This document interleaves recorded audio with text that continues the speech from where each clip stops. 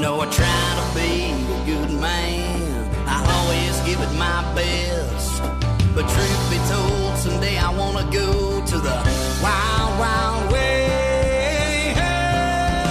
And now, live from our Smokehouse studio, it's time for Real Estate Jerky. All your real estate questions answered by our provocatively lean expert host, Ed Parcaut, MBA, veteran, and president of Lending for Living. And today's special expert guest, real estate advice you won't find anywhere else. Plenty to chew on, starting now. Well, good afternoon. It's great to be here with my guest, Doug Ridenour. He's a candidate in the upcoming mayor race of Modesto. How you doing, Doug? Very good. How you doing, Ed? Good. A lot of people don't realize you used to be in the studio here, 10 years ago? How long ago was it when you did the Behind the Back? Yeah, I did it for 12 years, and I don't remember exactly how long it's been since we haven't been here, but it was 12 years total. Well, thanks for doing that. Yeah, thank you. All right, so, Doug, a lot of people don't realize why we do Real Estate Jerky, the show.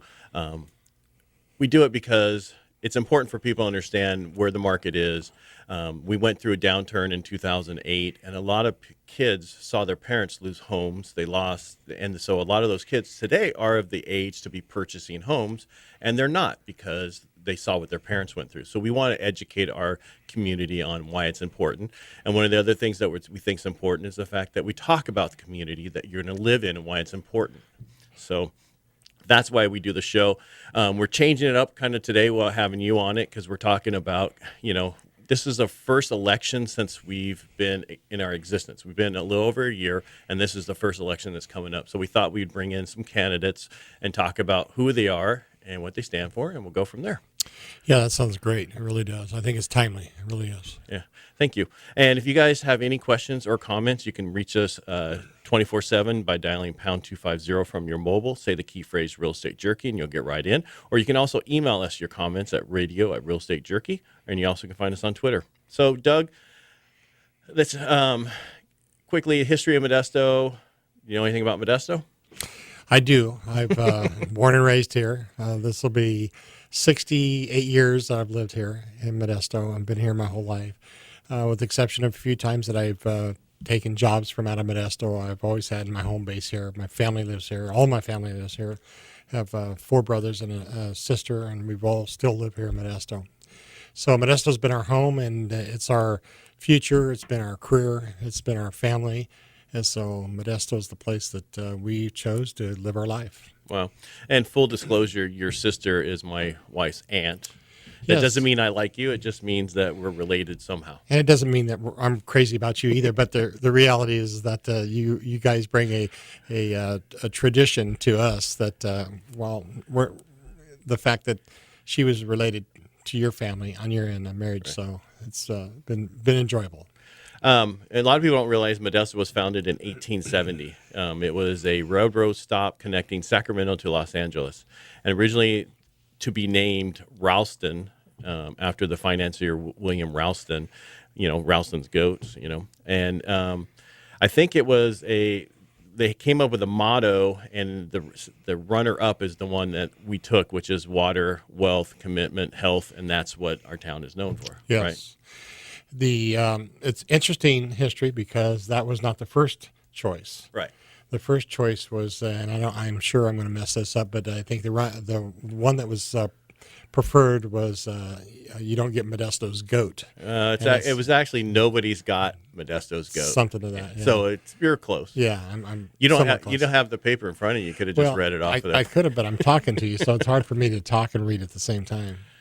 That's all right. And I didn't realize, population was about 1,000 in 1884, and then 4,500 by 1990, and then Modesto grew about 2% a year over, and then I think in 1980, 200. Now I think we're at 203 some thousand. On the sign that they say it's closer to around 215,000. Oh, really? So, yeah. Even though the signs say less. But the reason is that the signs don't get updated, and then they wait for the census, and so.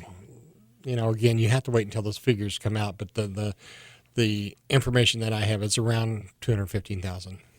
So we'll get into the census part later, but I want to go back to Modesto and you guys growing up here. What's your favorite memories growing up in Modesto? Well, I have a lot of them. I think one of the most interesting parts was that we used to live on McHenry Avenue next to Minnie's. That's there right at 5 Points. In fact, their I think it's their patio today. Our two-story A-frame home was next to that, and then you had the adult bookstore that was actually our area that we played in. Back then, the McHenry was like only 2 lanes, so our front yard actually was out in the first lane of McHenry southbound. And so a lot of my great memories, and I was just probably 7, 8 years old at the time, is that my dad worked in the ambulance business, and that's where we ran out of that house in the ambulance business. So that was great memories. I went to Lincoln Elementary School, which is Smart and Finals there today. And so those are great memories because I remember those things as a young kid. Right, and how different the town has become. So much different. I remember back in those years, I don't know if it was exactly that year, but I remember the sign at one point said there was 48,000 people in Modesto, and that was logged in my memory, was that way for a long time. I don't recall the exact years, though. Right. Now, you said the ambulance business. Wasn't your father and one of your brothers started AMR or something like that? No. Or what? How does it? Yeah. Jim, my oldest brother, he actually worked with my dad in an ambulance called Community Ambulance back in the 50s, mid-50s. And Jim continued to work in the ambulance sector and did that for like 45 years until he retired some years later. And so we just grew up in it. And it was one of the first careers I had, something I was raised in it, so I was familiar with it. My family's, I think every one of us boys at one time or another worked in the ambulance sector. Now, let's go about your work history, right? So ambulance, you didn't start the PD till you were older, is that correct? Well, actually, I started in 1972, so I was 21 years old as a police reserve. And I stayed there for 16 years, and then I got hired full-time in 1988. And then I spent my career until I retired in 2013. I remember reading something about Prop 13. Yes. And about you, I don't... Well, in 1977, I was in a police reserve during that time. But we got involved in the restaurant business in McHenry Village. And at the same time, that business wasn't doing well, and so I needed to try to find a career. And so I put myself through the police academy as a police reserve in 1977 and graduated in 1978. And I think the month that I graduated was Proposition 13 passed. And that just basically put on any kind of public jobs completely number of years before you could even get applied or get even anybody interested in looking at you as a police officer. A lot of people don't realize Prop 13 actually froze pretty much the tax, property tax at that point for everything across the board. That was residential, commercial, everything. That's correct. And they're currently looking at trying to change it right now originally they were trying to do it for residential under some plan. Now they've abandoned that, thank goodness, and now they're looking at just commercial. And I don't know a lot about it, but I was reading up about it here last week, and it sounds like you're right. The residential, they've set that aside, realizing that's probably going to be a really political battle to overcome that, and now they're looking at the commercial side. Well, if they just put on the ballot if you mark no, you get it, and you mark yes, you don't get it, they'll pass it no matter what, because nobody reads the ballots anymore. Yeah. They just want to mark no on everything. But I think it's worth mentioning that people need to look into that, and if that's what they want to do, if that's what they want to look at, redoing, it's something that I think the community needs to really study up on. Right, and you should. I mean, Absolutely. Anything changes on the ballot, you really should look into it before you actually go and vote on it. Right. And I think a lot of people just quickly go in and read the first line here and there, and then they just vote. And a lot of times that bites you in the you know what. And we as the community, as citizens, need to be paying attention, because anytime that you're going to raise taxes or change taxes, we need to be conscientious about it, knowing is there a justification for doing that. Proposition L was one of them, Measure L, as that was something that I supported. I typically don't support increased taxes, but Measure L made a lot of sense to me because all of us need to be involved if we're going to ever change our infrastructure. All right, so we'll pick that up when we come back. You bet. We'll be right back with my guest, Doug Ridenour, candidate in the upcoming mayor of Modesto election.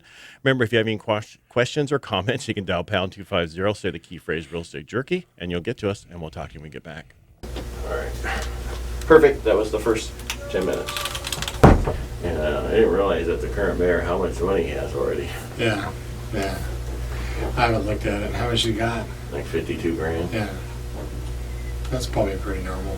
Is it? With the normal kids? Well, you can What do you not want to talk about? I don't care. Okay. I'll talk about it. If there's something. All right, we'll go back to your Measure L so we don't just leave that out there, and then we'll go forward. Okay? Sure. All right. Sure. We're ready.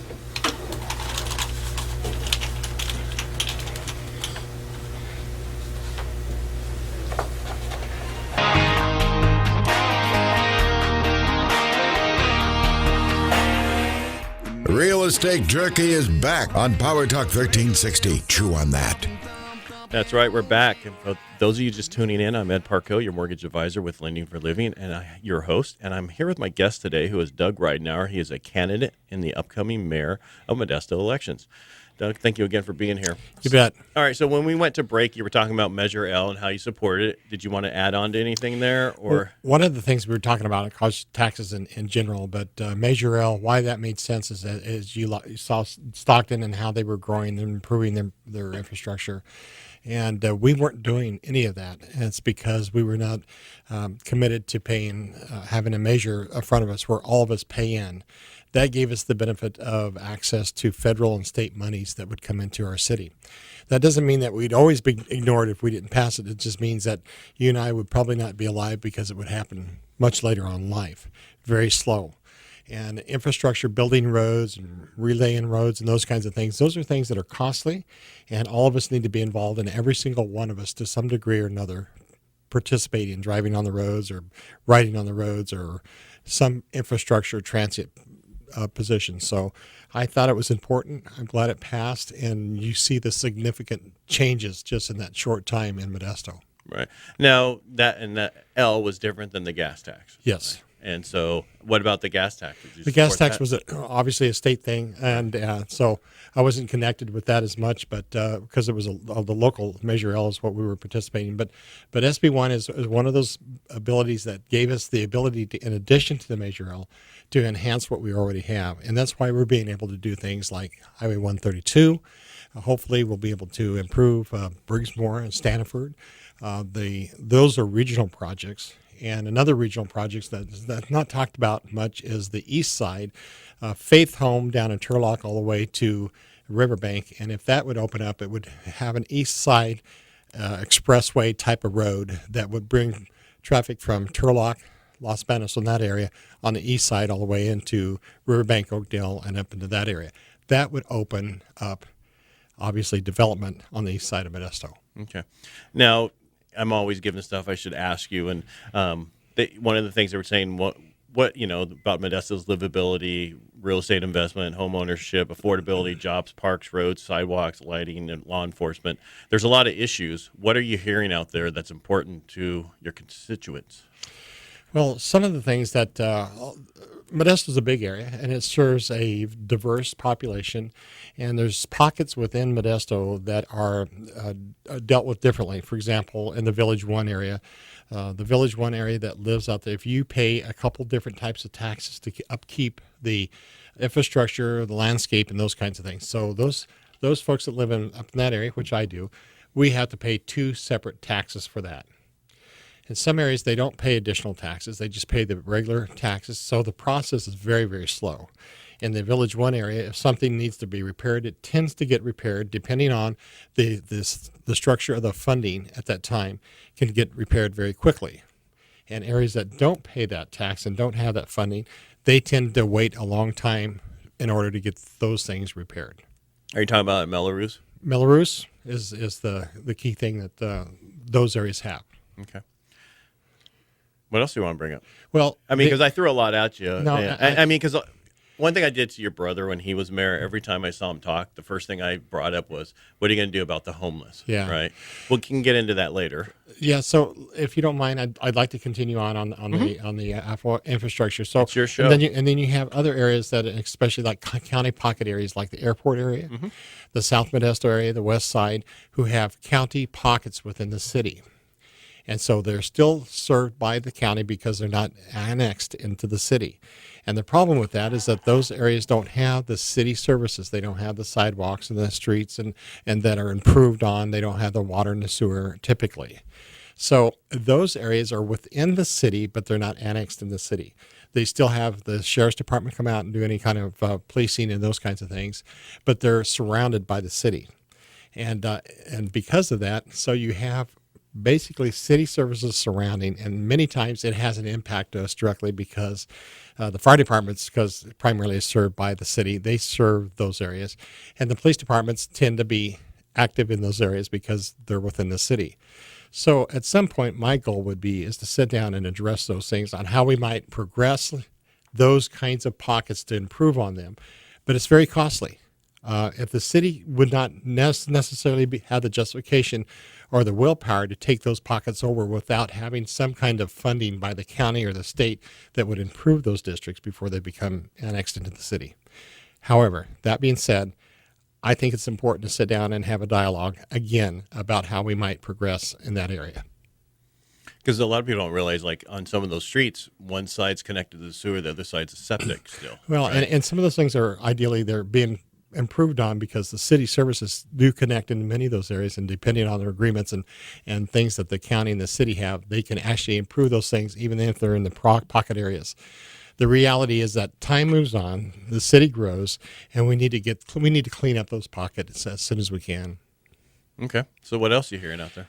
Well, lots of other things that I think the infrastructure is very, very important. But in addition to the infrastructure, I think the economy is something that more and more, especially the younger generation, wants to live in Modesto, and they want to have a vibrant city.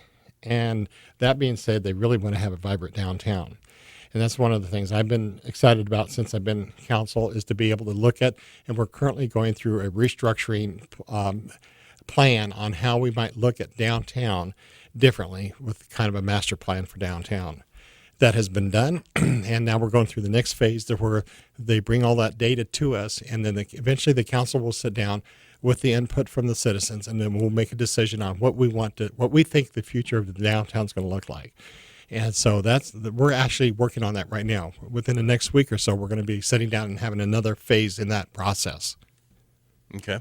And that would be one of those, I think I've seen it because I was in Leadership Modesto and we did the sidewalks, the symbols next in front of Gallo. Yeah. And then a couple years prior to that, they did the 10th Street change, where they fixed that and then they've done other projects in town since then. But one of those changes was to make J Street into 2 lanes or something, right? Yeah. And a lot of people, how do they feel about that? Do they want that? Do they not want that? Some didn't want it, and a lot of people did want it. It was kind of one of those things that it's a kind of a mixed view. Any of those kinds of processes are important, but only after you actually have a comprehensive downtown plan on what it will look like.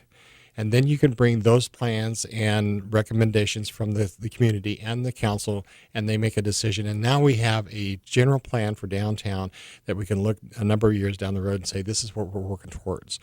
So if J Street can't be done this year or 3 years down the road, maybe it can happen 4th year, 5th year, or whatever. And we might be able to still look at other possibilities because of funding sources. So that's where we're at right now. And I'm excited about that because I think downtown is going to it's starting to look different today. Right. If you look at what's happening today without that master plan, there are businesses that are coming downtown because they're starting to see the vibrancy of the potential vibrancy for downtown, and they're getting excited about it. All right. Now, is that a public master plan or where it's like someplace they can go online to see it? Or It is. You get on the website, Modesto website, they'll have information on that. And they had the consultants here just about a month or two ago, maybe a couple months ago. And they had a process that went on for a couple weeks, and people had participated, actually got down there and was part of the recommendations that will ultimately come to the council. Okay. All right, so we have downtown that's important to you, the outlying areas that are not part of Modesto, right there, the county area pockets. What else? Well, I think we have to continue to work with the county, too. Is one of the things that we've struggled as a city is that we tended not to work with them as close as we should have. And that's a kind of a jurisdictional relationship kind of a thing, and that builds on people who are elected. And to establish relationships with the county or other jurisdictions, especially in the region, because it's not just about the city of Modesto, nor is it just about the county of Stanislaus. If we can work together and look what would be the very best for the county, including the cities, then we all ought to be involved in it, the smaller cities as well. So one of the things that my goal would be, and has been since I've been there for 4 years, is to establish and improve the relationship that I have with the region, the county, and other cities. And I think we have done a better job in doing that. Okay. What about law enforcement? Anything there? Yeah, law enforcement is one thing about public safety is that you have to have public safety. It's always going to be a need for that. I think the county and the city has worked together closely and tried to improve their relationships where they can build their mutual understandings about how they can police together.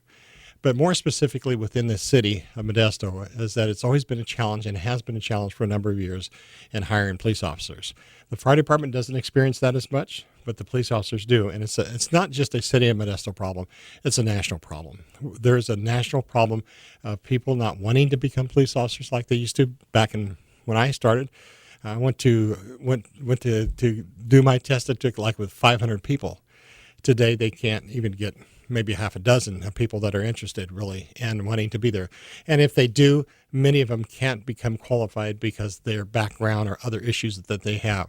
One of the important things in law enforcement and fire as well is that you cannot reduce your level of assurances to make sure that applicants are the type of people that should and could be public safety officers and firefighters. Why is that important? Because you're responsible for the public. Right. So you have to go out and you got to respond and you got to do things right and you got to have the character that police officers and firefighters need. Okay. We have a few more seconds before break. Anything a little add on there? Well, a little add on is obviously the homeless. I think we're going to get into that. A huge thing that we need to think about, and it does connect with our public safety. In fact, we're dealing with that even as of today. How we're closing down Mo's right now and bringing people to the Salvation Army. Those are the kinds of things that are really, really important. Let's pick that up when we come back. Okay. Bet. All right. It's time to go to a break. And for most of you know that I'm a vet and I like supporting veteran-owned businesses. So if you know a veteran who could use some advertisement, please have them contact us at pound 250. Say the key phrase real estate jerky. Give us that information and we'll take it from there and we'll talk to you when we get back. All right, only 2 more segments. This next one's 12 minutes, and then the last one's 9. Where'd you get the real estate jerky thing? It was in 2010. Everybody was doing blogs, and I came up with it. Oh, I thought it was because I called you a jerk. Yeah, that's it. And you just put the E on it, Yeah. jerky. No, it gives you something to chew on, I like it. and no one forgets it. That's the best part of it. Doing great. Yeah. Fabulous. Great. You are, that's the difference. You have abilities that no one can learn. Wow. You have a family that served the community for decades. You've served the community in serious things. So one of the things that I had written on there and I had You're running late. a segue for was cruising and graffiti. Okay. It's 1:24 right now, And the segue and we was, got 12 and 9. did you cruise when you were a kid? That was the segue, and you can ask him. I'll do my best to get that back to that. Yeah, because these are things that people care about, and you articulate it so well. Thank you. All right, so we'll go back to the homeless, and then Okay. you can bring us into something about roads or something, and then I'll ask you about cruising. Cruising, okay. You got it?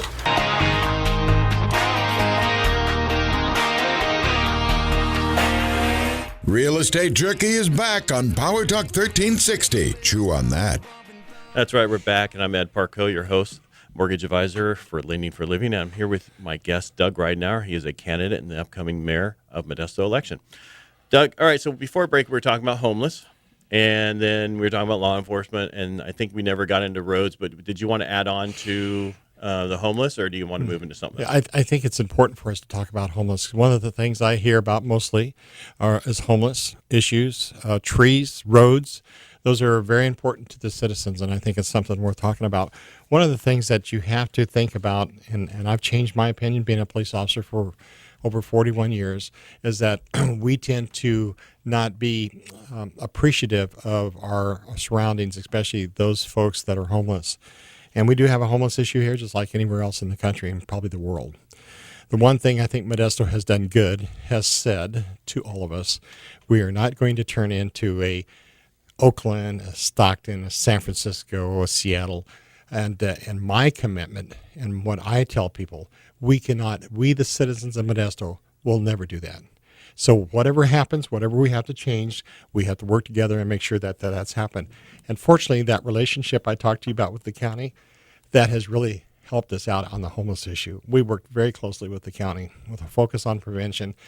And as most of you know, we had the issue with Beard Brook because of the Ninth Circuit Court that said that if you don't provide somewhere for homeless to stay at, then they can stay in your parks, your streets, and so on and so forth. So we will always have an area where homeless can come to so we can enforce our municipal code that says that you can't park and you can't camp and you can't sleep in the parks or wherever.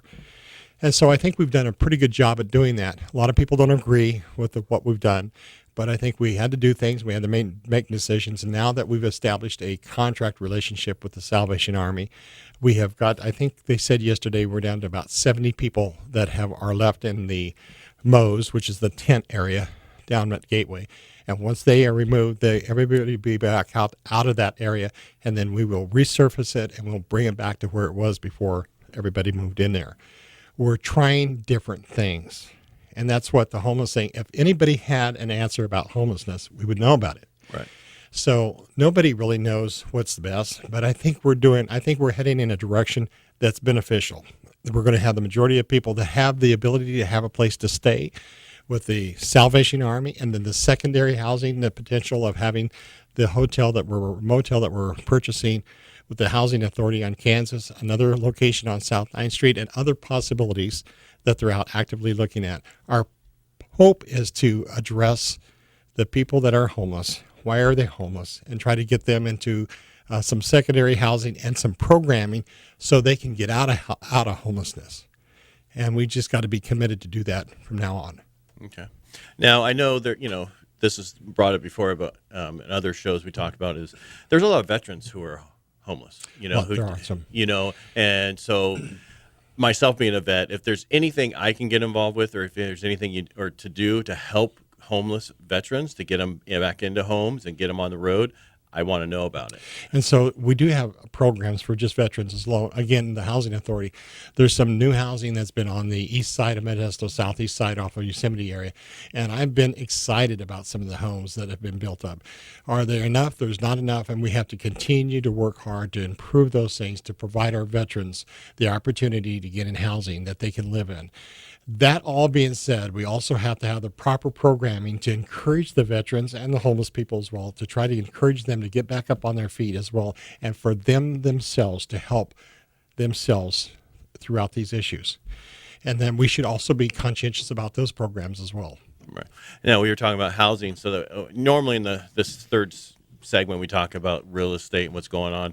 And I think one of the things was home affordability. One of the issues that we're having in Modesto is, interest rates are amazing this week. They're the lowest I've seen, and they I don't know how they keep getting lower. So I'm just going to throw it out there. If you haven't refinanced yet, call somebody and refinance. And if you don't have anybody, 209-404-1915, give me a call, or pound 250, say the key phrase real estate jerky. And if I can help you, I will get you to somebody to help you. But it's very important because one of the issues is we have not built enough homes. During the downturn, right before the downturn, we did double the amount of homes that we needed that year and the year before. Now we're not even anywhere close to building enough homes just for population growth. And so the problem we're having is, and it's not a problem if you own a home, but for the next person to get in, like this last year, we went up 10% Modesto. Right? They did again the year before that. They're saying that we're going to see continual increase in housing prices going forward because we are not building any homes. If you look at, we had somebody in here talking about projects that are being done in Oakdale, Riverbank. There's the one by the mall, but those are hundreds of homes. We need some thousands of homes built. So is there any changes or anything you're seeing change to zoning or anything else to help that affordability issue? Well, one of the most important things that we've asked the staff to do is to put programs together to identify. We have changed our zoning, especially down in the downtown area. And so that would hope at some point to maybe look at maybe high apartments and those kinds of things. Hasn't happened. I think it's going to take a one-time developer that's able to understand that's something they would like to do. And once that gets going, I think we can move up there. But outside of the downtown area, we're doing the same thing. We want to be known eventually as that to have the developers to be able to come to Modesto and sit down and see that they can get through the process of planning and get through that process without making it a difficult process and reasonable. So in order to do that, we have to look at things different. And one of the processes, I'll give you an example, is that this is a commercial where we had a bank coming into an existing facility, and we have a new program that they call on Tuesdays that they can come down and they can sit with each of the planning areas and departments and in one room, and they can have everything done within 45 minutes to an hour. Wow. And before, they used to take weeks to months to get to that point. And I actually got to sit in there to the Umwalt Bank down on K Street, and who builds banks throughout the country. And they said this is like the second most expedient cities that they've ever dealt with. It's new, so we have some plannings and we have some things that we got to work out, but that's where we want to go. The council is looking at trying to make it more attractive for developers to come down here. We got to try to identify land. Okay, so we're getting down to the point that we're not in the city limits of Modesto. We don't have a whole lot of land. We still have some, but we don't have the kind of land that a big developer would like to come in and build housing, and we got to fix that. I know, like in San Jose area, because one of my people I know, he's over there. He's building secondary homes inside of other, so they have a house and they're able to put a second unit on there. We're doing that as well. We just passed that last month to where we can clean up the fact that, for example, I have a couple rentals, and in one of my rentals in the closer downtown area has a very large backyard. And so there's the ability now to actually go back in and through planning and have the ability to build a secondary home on that piece of property. And it's not going to be very complicated because the process is something that Modesto's thought about sitting down and kind of identifying, similar to the Tuesday plan that I talked about, where they can sit down and they can get these things, get the fire department, every single department to sign off on your blueprints and then get started. That's what we want to do. And originally I remember the fees were very expensive too. That was something that also, are they pretty much in line now? Are they the same? That's something being looked at? So we have a committee that specifically looking at our fees. Okay. Something that came out of the process that the mayor put together, a 100-day committee. And so that process is working on, and we are getting closer to identifying those areas that we may be able to reduce. Some of the things that happened back 4, 5, 6, 8 years ago that was more expensive, we don't need to have that number dollar to come in for those fees today. And so we have to constantly be reviewing that, and then we have a committee that does that now. So that should be better. Good. It sounds like it's going to be much easier to build, down the road or today. It absolutely will. And that's important. And then we have the quality of staff people that we now can connect you directly, where in the past it may have taken a little bit more steps. Today we can actually get the director of planning department to come out and talk to you specifically and set up a meeting with other staff members and kind of go over how things best be planned in your particular development. Okay. Anything else you want to add there? Or is that pretty good? No, it's we did talk about fees, and one of the fees I always hear about is the mill tax. Yeah, the mill tax is very, very important. Many people don't think the mill tax is a big deal. I think most business owners don't think it's important. Yeah, it's very important because it brings in, I forget off the top of my head, I probably should have got that number, but it's in the millions of dollars. We have to be able to have all these particular taxes in order for us to provide the services to the city. So we're a big city. We provide a ton of services, and you got to remember is that we got to be able to pay. We got to be able to pay for those services. So the mill taxes, what we have to do, and what we've done is that we're preparing to look and reform those kinds of taxes that may not be fair to a particular business, and we're doing that now. Well, I think also you should be able to tell them what it really goes for. What does that mill tax go for? I don't think a lot of business owners know that. They just go, I got to pay 0.0022 whatever it is to the city again, another tax on top of everything else. So one of the things I would encourage your listeners to do is get onto our website. We have, over the last 3 or 4 years, we've tried to put every single thing we can on the website so you can actually go in and actually identify where that money goes, where those expenses go. And if you have issues with that, this is one of the things that you look at your council members, myself and others, that you can contact and say, hey, I'd like to know about these things. And then I or some other council member will get back to you or have staff get back to you on those things. That's what we should be doing as elected officials. Are you doing that? Every day. Okay. Every day Just- somebody. You said we should be. No, every day. When I can tell you what I'm doing is that I get back to everybody. Anybody sends me an email, I always get back to them. And then I send it to the staff, and then staff gets back to them.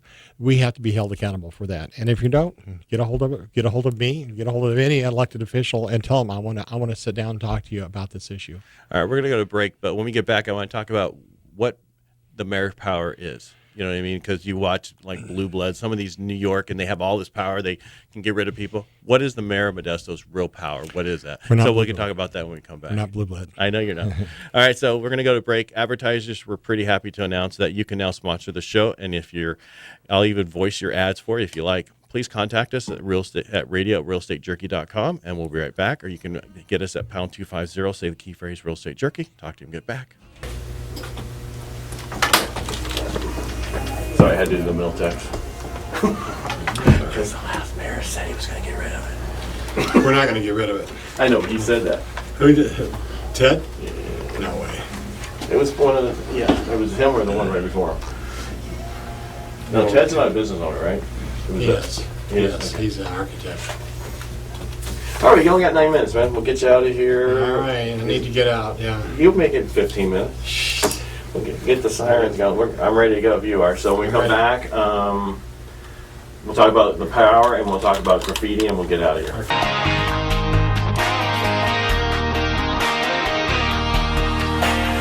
Leaving the bull behind. It's Real Estate Jerky.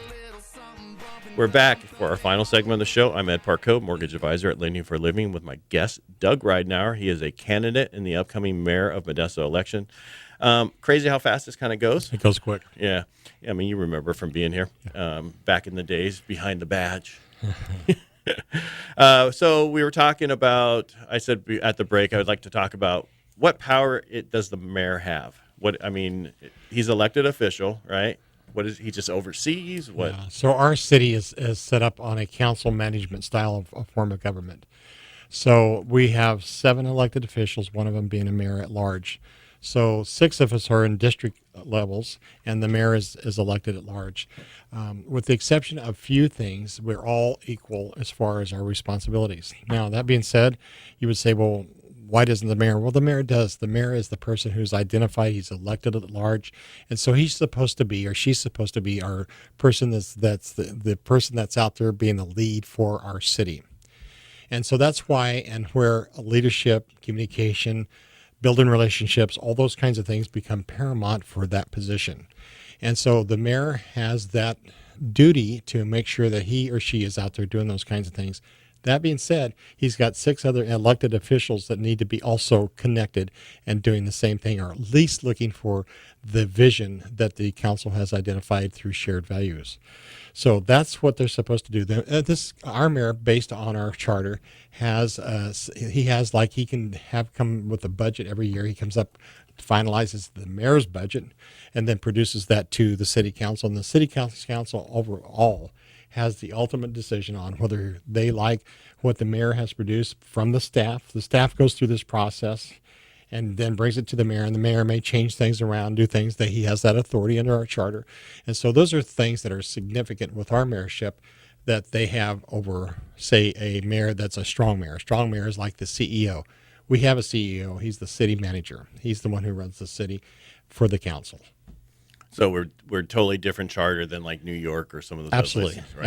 absolutely. All right. So we got about 6.5 more minutes. So seems like, who are you running against? Do you want to talk about that, or do you want to just leave them a nameless? No, I don't know. It doesn't mind. Just the people who have announced. Right. There's the mayor's running, Ted Brownwell.